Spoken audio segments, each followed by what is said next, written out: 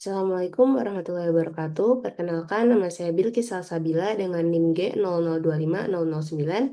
Saya berasal dari kelompok A8. Pada kesempatan kali ini, saya akan menjelaskan tentang anatomi dinding abdomen, gastrointestinal tract superior, dan juga inferior. Yang pertama adalah dari dinding abdomen. Nah, pada dinding abdomen terdapat dua bagian, yaitu anterolateral dan juga ada bagian posterior. Nah, pada dua bagian ini terdapat beberapa lapisan-lapisan. Yang pertama dari bagian anterolateral, yang pertama dari yang paling superficialis itu terdapat kulit bagian luar, lalu setelah itu ada fascia superficialis yang terdiri dari dua bagian yaitu fascia camper dan juga fascia scarpa. Lalu setelah itu ada fascia profunda.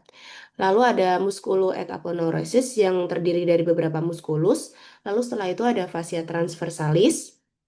Setelah itu ada fascia extraperitonealis atau jaringan lemak dan juga peritoneum parietal. Sedangkan pada bagian posterior itu terdapat beberapa lapisan, yaitu yang pertama juga dari kulit, lalu kemudian ada fascia superficialis dorsi, lalu setelah itu ada musculus yang terbagi menjadi 4 lapisan. Lalu setelah itu ada fascia extraperitonealis dan juga peritoneum parietal. Kita akan bahas lebih dalam pada bagian anterolateral, yaitu pertama ada kulit. Nah, kulit ini adalah struktur yang melekat pada eh, struktur yang ada di bawahnya secara longgar, kecuali pada bagian umbilikus. Dia adalah lapisan yang paling luar atau paling superficialis yang dapat kita sentuh. Lalu setelah itu ada fascia superficialis. Nah, fascia superficialis ini terdiri dari dua bagian lapisan, yaitu ada lapisan lemak atau fascia camper dan juga fascia scarpa yang merupakan lapisan membranosum. Nah, pada umbilikus, kedua lapisan ini tuh bersatu, lalu kemudian ke arah superior itu akan menjadi fascia superficialis pectoralis, lalu ke arah dorsal akan menjadi fascia superficialis dorsi. Nah, setelah itu lapisan fascia ini nanti akan berlanjut menjadi fascia khusus pada laki-laki menjadi fascia dartos dan juga pada perempuan itu merupakan bagian dari komponen labium majus pudenda. Nah, di sini kita dapat melihat bahwa fascia scarpa yaitu pada bagian anterolateral ini nanti meluas ke daerah superficial ke skrotum nanti akan menjadi fascia dartos. Nah, ini yang warnanya pink atau ungu ini. Lalu kemudian dari dalam skrotum dapat melanjut ke belakang menjadi fascia coles. Nah, setelah itu fascia scarpa ini akan berlanjut di bawah ligamentum inguinal. Ini ada ligamentum inguinal yang berjalan dari sias hingga ke pubikum. Itu nanti akan berlanjut menjadi fascia scarpa, fascia lata. Kemudian lanjut yaitu fascia profunda. Nah, fascia profunda ini itu berada di belakang dari fascia scarpa yang berisi dari lapisan tipis jaringan ikat yang menutupi muskulus di bawahnya. Ini ada beberapa fascia profunda.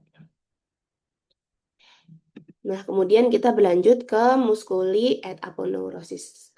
Nah, sekaligus kita akan menjelaskan tentang otot-otot yang berada di bagian abdomen. Nah, di aponeurosis ini terdapat satu linea yang uh, menjalar uh, dari tengah pada dinding perut anterior. Nah, ini disebut dengan linea alba. Lalu setelah itu ada ligamentum inguinal. Nah, di ligamentum inguinal ini adalah batas bawah dari aponeurosis. Musculi obliquus externus membentuk ligamentum inguinal yang berjalan dari sias ke tuberculum pubicum. Nah, di musculi aponeurosis ini terbagi menjadi dua bagian, yaitu ada flat muscle dan juga vertical muscle. Nah, pada flat muscle ini ada beberapa otot, yaitu ada musculus obliquus externus, musculus obliquus internus, dan juga musculus transversus. Lalu setelah itu ada eh, di vertical muscle terdapat musculus rectus abdominis dan juga musculus pyramidalis. Nah, ini adalah musculus rectus abdominis. Di bagian tengah dari musculus rectus abdominis ada pemisah yang bernama insertionis tendinae. Nah, ya, intersectionis tendinae ini berjalan dari processus xiphoideus di sternum, lalu setelah itu uh, pada umbilicus dan juga di antara processus xiphoideus dan juga umbilicus. Lalu setelah itu ada musculus pyramidalis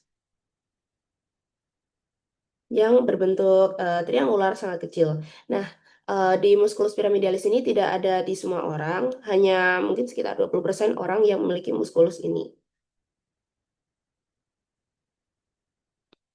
Nah, untuk musculus obliquus externus itu tuh arahnya serabutnya itu ada inferomedial, yaitu seperti huruf V. Jadi dari medial lalu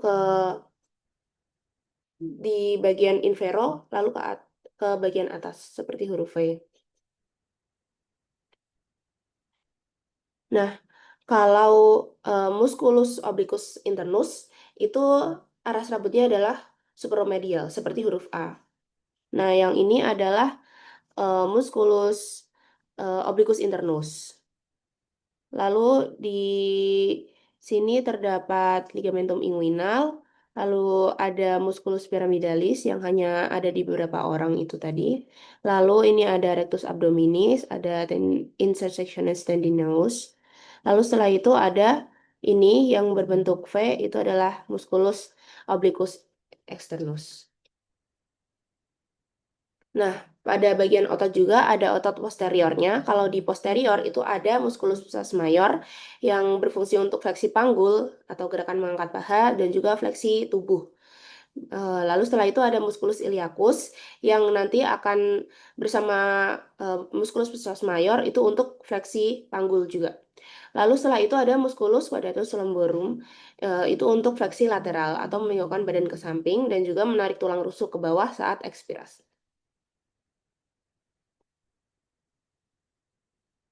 Nah, ada juga di sini vagina musculi recti. Nah, vagina musculi recti ini adalah suatu lembaran yang membungkus dari vertical muscle.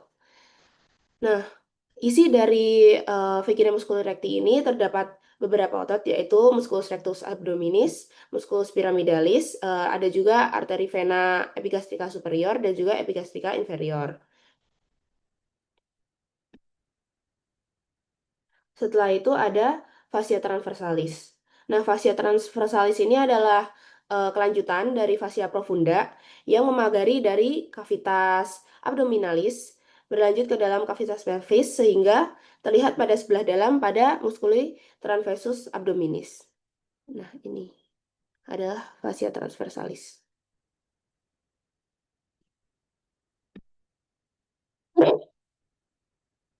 Lalu ada fascia ekstraperitoneal. Nah, kalau fascia ekstraperitoneal ini itu memisahkan antara bagian fascia transversalis dan juga dari peritoneum. Fascia ekstraperitoneal ini seperti yang kita tahu tadi adalah jaringan adiposa atau jaringan lemak. Nah, pada fascia ini yang nanti mengarah ke anterior itu disebut dengan preperitoneal dan juga jika mengarah ke posterior itu menjadi retroperitoneal. Ini ke arah anterior dan juga ke arah posterior. Lalu yang terakhir ada peritoneum parietal.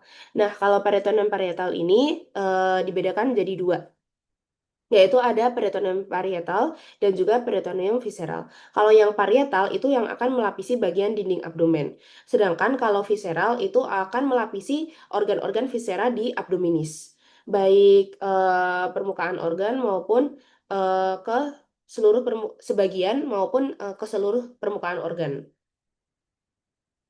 Nah, di peritoneum parietal ini membentuk suatu rongga yang disebut dengan cavum peritonei. Nah, dalam keadaan normal, cavum ini akan berisi cairan serosa. Setelah itu di cavum peritoneal itu ada dibagi menjadi tiga, yaitu cavum peritoneum mayor, cavum peritoneum minor, dan juga foramen epiplagia Winslowi. Eh, jadi pada cavum ini terpisah menjadi ruangan yang disebut dengan cavum peritoneum mayor dan juga cavum peritoneum minor. Nah, kedua cavum ini itu akan berhubungan melalui satu lubang yang disebut dengan foramen epiplagia Winslowi. Nah, ini adalah uh, peritoneum parietalnya. Ini kavumnya.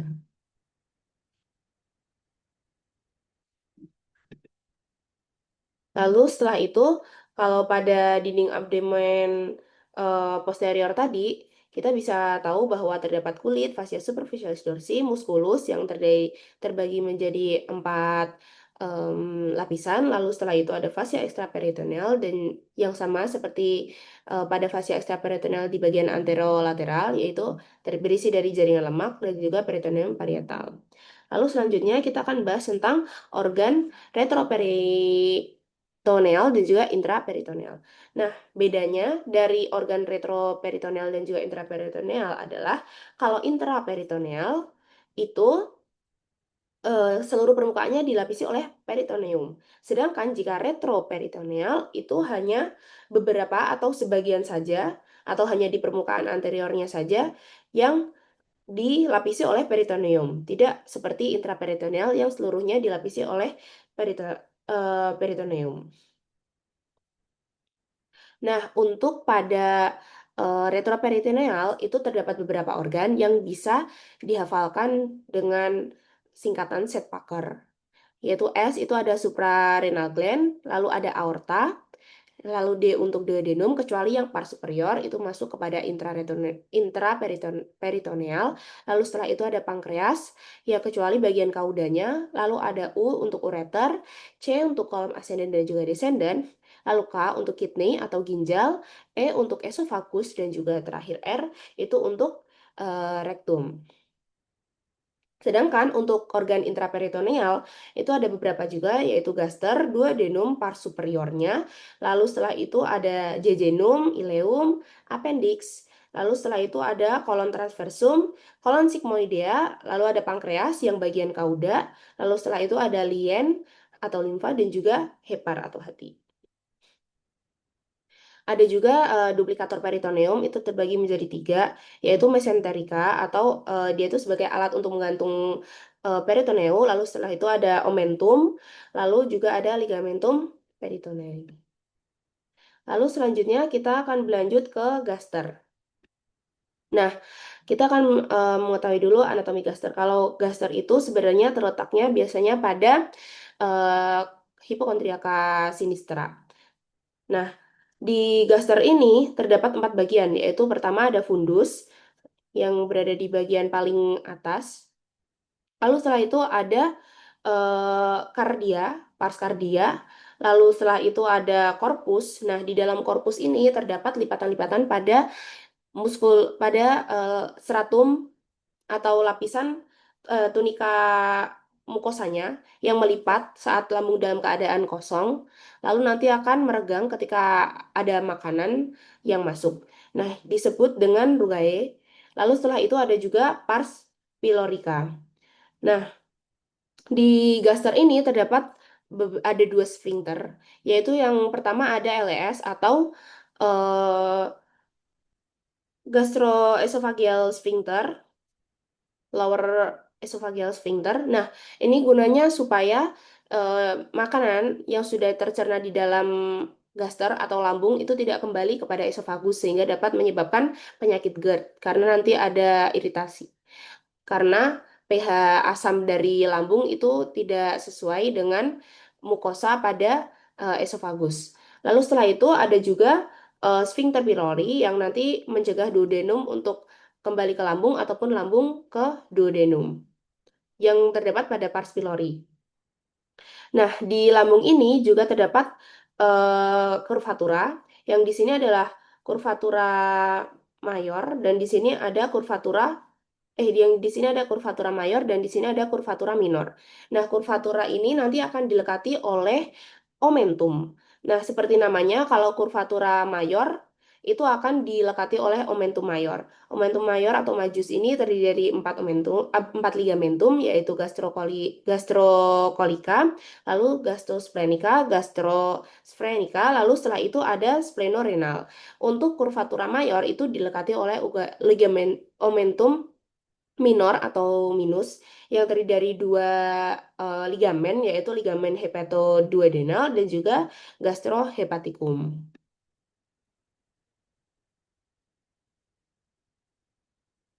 Nah, ini lebih jelasnya. Kalau Aurificum cardiacum itu setinggi dari vertebra thoracica 11, lalu kalau Aurifium pearli itu setinggi dari vertebra lumbar 1. Jadi di sini vertebra thoracica 11 dan jadi di sini vertebra lumbar 1. Lalu setelah itu kita berlanjut ke appendix. Nah, kalau appendix ini kita akan mengetahui dulu dari letak appendix. Ada beberapa letak, yaitu ada sekitar 5 letak. Yang pertama ada retrosekal. Nah, kalau retrosekal ini berada di belakang saecum mengarah ke atas. Nah, retrocaecal ini adalah bentuk paling umum dari appendix. Jadi paling banyak ditemui itu bentuk letaknya itu di retrocaecal ini atau di belakang caecum. Lalu setelah itu ada appendix post ileal. Nah, kalau post ileal ini letaknya itu lebih mengarah ke kiri, di belakang ileum dan juga mesenterium. Lalu setelah itu ada pre-ilealis. Nah, kalau pre-ilealis ini letaknya itu eh, di depan dan juga mengarah ke kiri. Kalau post ileal tadi ilealis itu di belakang mesenterium dan juga ileum, kalau pre-ilealis itu berada di depannya ileum dan juga mesenterium. Lalu setelah itu ada appendix pelvicum. Nah, kalau pelvicum ini letaknya ke bawah. Dia akan melewati psoas mayor dengan ujungnya itu melebihi tepi bawah panggul. Lalu setelah itu ada yang terakhir adalah subcaecalis. Nah, kalau subcaecalis ini letaknya itu descendant ke arah kaudal. Itu adalah letak-letak dari appendix dan yang paling umum adalah retrocaecal. Nah, kalau pengukuran appendix itu ada dua. Yang pertama, kita mengikuti garis Monro-Pitcher. Kalau garis Monro-Pitcher ini diukur dari sias menuju ke dextra umbilicalis. Nah, kalau dari garis ini akan ditemui titik McBurney. Nah, titik McBurney ini adalah sepertiga lateral dari garis Monro-Pitcher tersebut. Itu adalah letak dari appendix. Lalu yang kedua itu menurut garis Lanz. Kalau Lanz ini diukur dari sias pada dextra menuju sias sinistra. Nah, kalau diukur dari garis Lanz itu appendix itu berada pada 1/6 dari lateral dextranya. Nah, untuk panjang dari appendix piriformis ini sebenarnya sekitar bervariasi dari 6 sampai 13. Sekian dari saya, kurang lebihnya mohon maaf. Assalamualaikum warahmatullahi wabarakatuh.